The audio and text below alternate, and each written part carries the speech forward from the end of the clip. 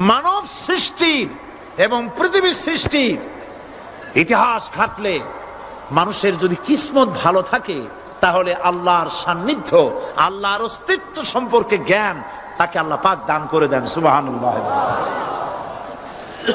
পৃথিবীর সৃষ্টির ব্যাপারে বুদ্ধিজীবীরা কি বলছেন দেখুন।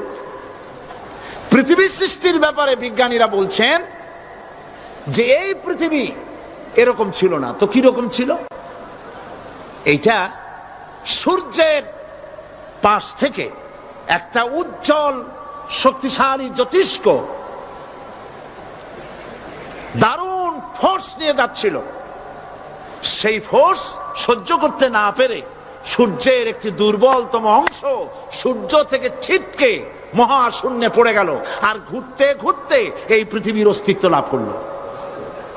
বিজ্ঞানের এই কথা যদি বিশ্বাস করতে হয় তাহলে আমাকে বলতে হয় এখন তো মানুষেরা